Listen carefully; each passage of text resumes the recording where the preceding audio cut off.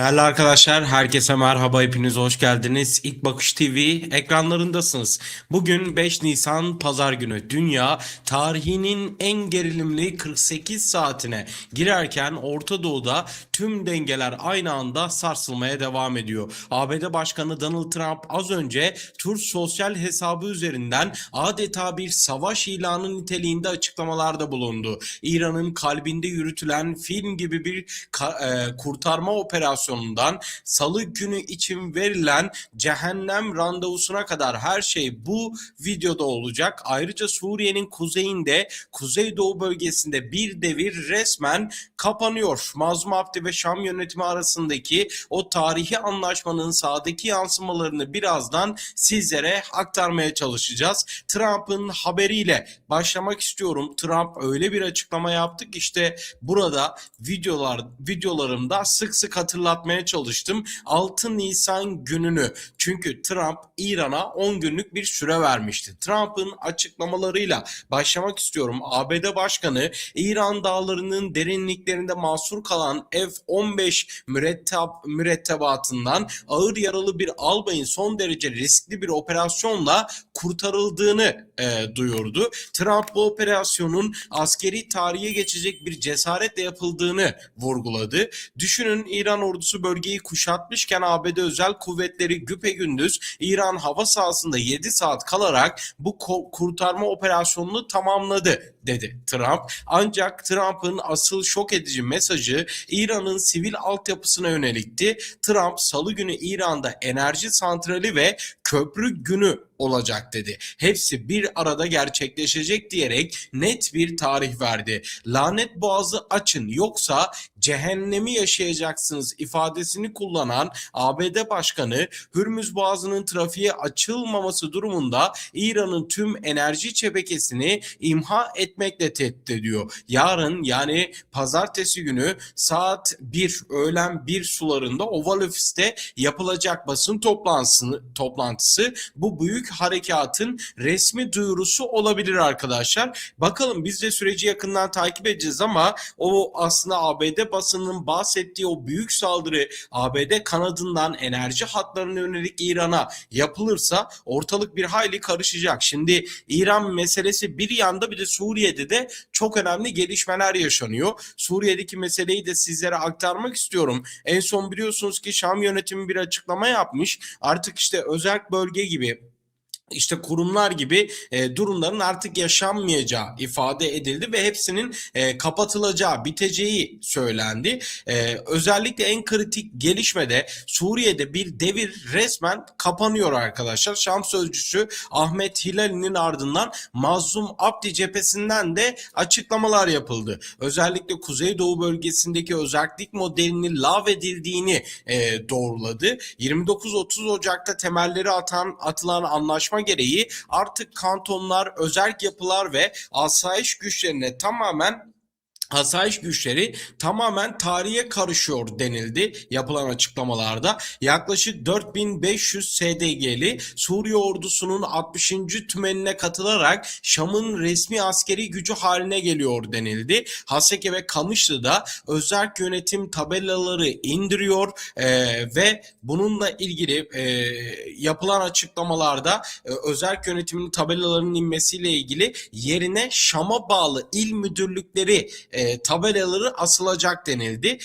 Peki bu ne anlama geliyor? Bu durum aslında Türkiye'nin işte özellikle politikalarıyla alakalı bir durum olduğunu bir kez daha söyleyebiliriz ve Türkiye'den de işte yapılan haberlere, kulis bilgilerine baktığınız zaman Ankara'nın özellikle YPG'li işte sadece isim ve üniforma değiştirip değiştirmediğini yakından izliyor şeklinde haberler de yapıldı. Eğer bu tabela değişimi gerçek bir tasfiyeye dönüşmezse Türk Silahlı Kuvvetleri'nin bölgedeki tahkimatını operasyona dönüştürmesi an meselesi denildi haberlerde ve Türkiye'nin de bu durumu yakından takip ettiğini ve şu anda sürecin gidişinden umutlu olduğu ifade ediliyor. Şimdi tabii ki sizlere bir diğer habere geçmeden özellikle Suriye'de yaşanan gelişmeleri aktarırken bir hatırlatma da yapmak istiyorum. Kritik bir ara vermek istiyorum. Henüz kanalımıza abone olmadıysanız lütfen abone olmayı ihmal etmeyelim arkadaşlar. Hedefimiz 80.000 demiştik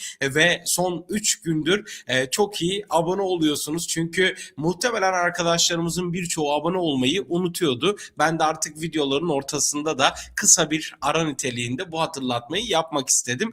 Abone olarak bizlere destek olabilirsiniz. Evet, Tahran'ın büyük sürprizi ve Netanyahu'nun bilançosu. Şimdi özellikle Suriye'de yaşanan gelişmeleri konuşurken aslında bölgeden bağımsız konuşmamak gerektiğini düşünüyorum. Çünkü hem işte Suriye'de hem de Federal Kürdistan bölgesi hem de İran'da yaşananlara işte baktığınız zaman tamamıyla bir planın parçası olduğunu görebilirsiniz. Ben en azından kendi adıma öyle söyleyeyim. Çünkü ABD sonuç itibariyle orada bence bir kumar oynuyor. Zamanında yine kumar oynadı. Özellikle Kürtlerle ilgili işte Trump'ın ilk yapmış olduğu açıklamaları hatırlayın. Kara harekatı meselesiyle alakalı. Daha sonra baktı ki olmuyor. Bu durum olmayacak. İşte Türkiye'de bu konuyla ilgili iddialara göre çok sert bir tepki gösteriyor. Hatta Cumhurbaşkanı Recep Tayyip Erdoğan Trump'ı bu durumdan çeviriyor diye iddialar vardı.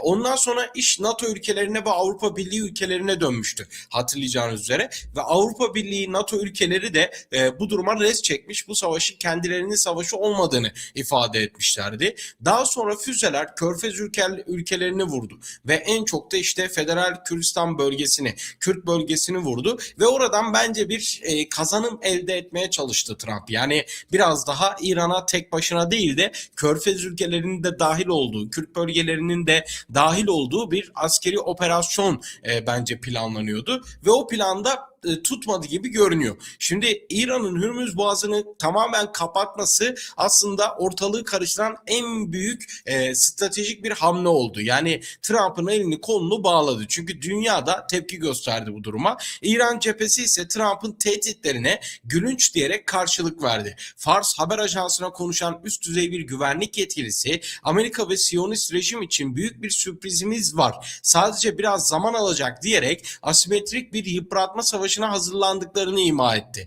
Tahran, ABD'nin hızlı ve kolay saldırı stratejisinin başarısız olduğunu savundu. Bu sırada İsrail Başbakanı Netanyahu'dan da iddialı bir açıklama geldi. Netanyahu, İsrail hava saldırılarının İran demir çelik sanayisinin %70'ini yok ettiğini duyurmuştu. Eğer bu veri doğruysa İran'ın savunma sanayisi ve ağır sanayisi ham madde üretiminde geri dönülemez bir yara almış durumda arkadaşlar. Ama Tahran bunu kesinlikle reddettiğini her fırsatta dile getiriyor. Evet, tablo hiç olmadığı kadar aslında net ve bir o kadar da karanlık bir durum Orta Doğu için, Orta Doğu'da yaşayan halklar için. Bir yanda kurtarılan bir albay üzerinden yükselen bir Amerikan sesi var. Özellikle Trump'ın açıklamaları.